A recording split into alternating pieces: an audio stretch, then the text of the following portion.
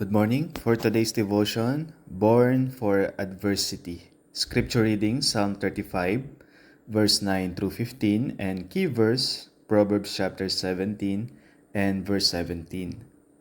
A friend loveth at all times, and a brother is born for adversity.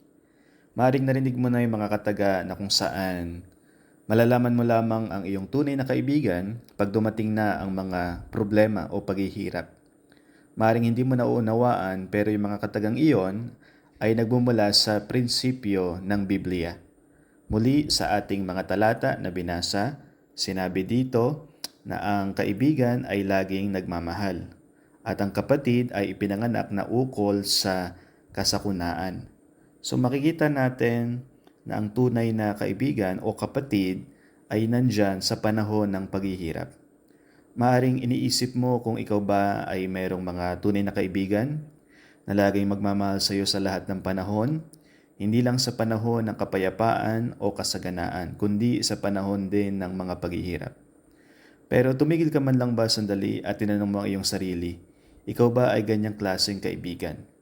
Ikaw ba ay isang klase ng kapatid na ipinanganak sa kasakunaan o handa kang manatili sa panahon ng paghihirap?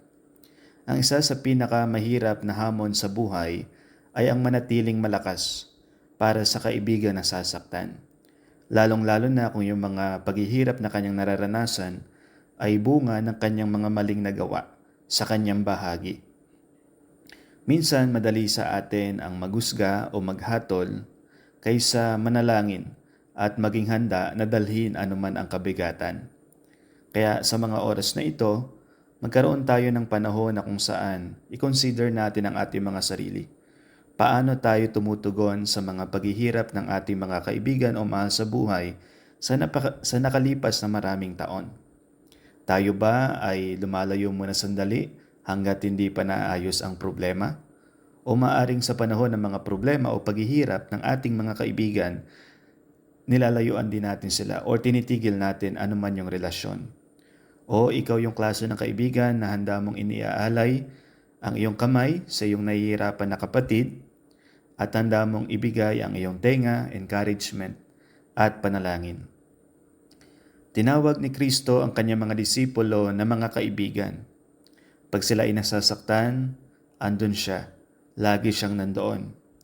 Ang kanyang halimbawa ay nananatiling perpekto sa mga oras na ito. Hindi mo malalaman kung sino ang iyong tunay na kaibigan hanggat hindi dumarating ang mga mabibigat na problema. Tayo manalangin.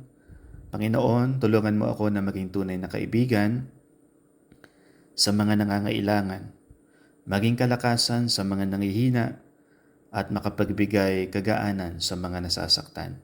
Ito ang aking panalangin sa pangalan ni Jesus. Amen.